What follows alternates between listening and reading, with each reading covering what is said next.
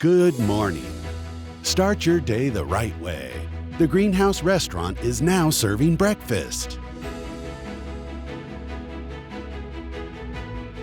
Come and enjoy the refreshing and relaxing morning from our famous terrace.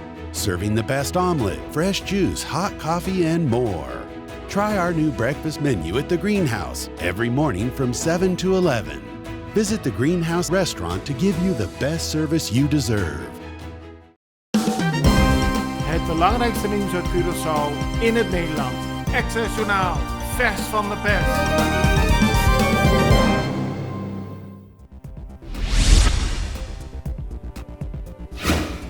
5 leden van de medische staf van Curaçao Medical Center, CMC, heeft een bezorgde brief gestuurd aan minister van Volksgezondheid Sita Jezus Lietou. In de brief zeggen ze zich zorgen te maken over de huidige ontwikkelingen rond het ziekenhuis. Er zou namelijk vanuit de overheid minder geld naar het ziekenhuis gaan en dat heeft volgens de medische staf enorme gevolgen voor het ziekenhuis en daarmee voor de medische situatie op het eiland. Ze doen een dringend beroep op de minister om juist meer te investeren in de medische zorg in plaats van geld weg te halen.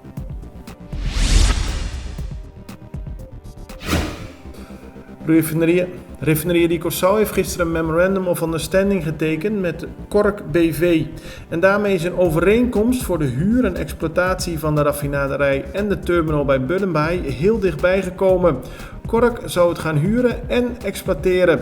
Vandaag gaan de partijen om tafel zitten om te proberen tot een definitief akkoord te komen. Directeur van de Refinerie di Curaçao, Marcelino de Lanoy, is in ieder geval al heel blij met de genomen stap en kijkt met vertrouwen naar de komende onderhandelingen.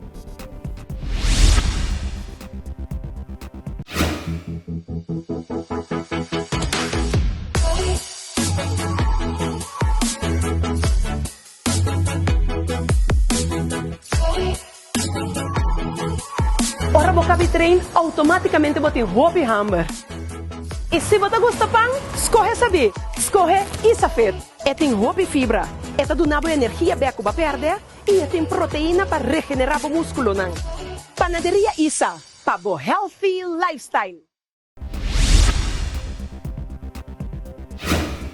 De bevroren tegoeden van de Girobank worden binnenkort vrijgegeven. Dat is gisteren bekendgemaakt.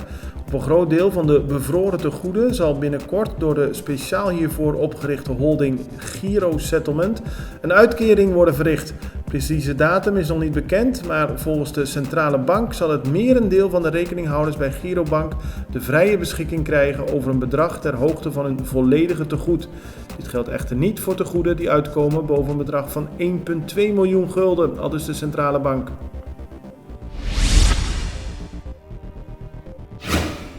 Net als in Nederland is ook de VVD op Curaçao de grootste partij geworden. Dat blijkt uit het tellen van de stemmen van de mensen die op Curaçao wonen, maar een stem hebben uitgebracht voor de Tweede Kamerverkiezingen in Nederland. Iets meer dan 800 mensen maakten daar gebruik van en gisteravond werd bij de vertegenwoordiging de telling gedaan.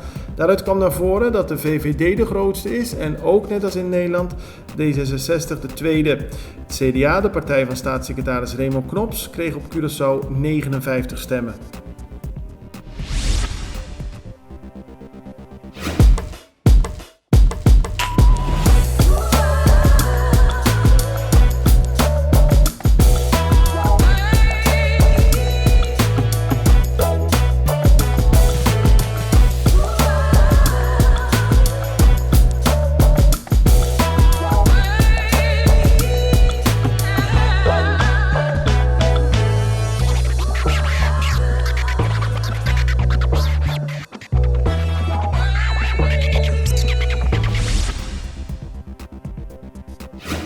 De extra meldt vandaag dat minstens 1 gevangene in de politiecel te Barber is besmet met het COVID-19-virus. Het zou gaan om een man die vastzit op verdenking van de moord op Almir Godet.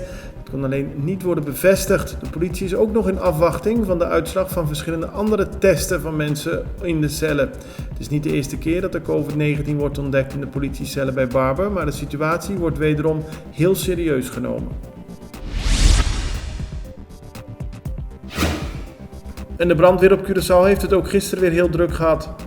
Afgelopen dinsdag was er al veel werk te verrichten vanwege de hevige regenval. Toen moesten veel bomen opgeruimd worden, die waren omgevallen.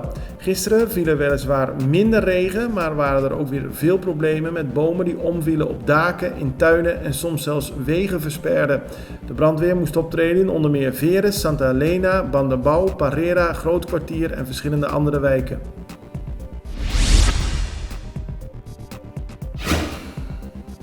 De Arubaanse overheid heeft bekendgemaakt dat volgens het Nederlandse Rijksinstituut voor Volksgezondheid en Milieu, het RIVM, inmiddels meer dan 100 gevallen van een gemuteerd coronavirus op Aruba is aangetroffen. Het blijkt onder meer te gaan om de Britse variant, de Zuid-Afrikaanse, de Mexicaanse, de Californische en de Braziliaanse variant. Vooral die laatste zou tot zeer zware symptomen kunnen leiden en ze worden opgeroepen om zelfs met lichte klachten direct contact op te nemen met de huisarts. Op Aruba waren gisteren 327 actieve besmettingen geregistreerd. Er zijn in totaal 81 mensen overleden en er liggen 29 in het ziekenhuis, waarvan 11 op de intensive care. Hierdoor ontstaat er weer een grote druk op de medische zorg op het eiland.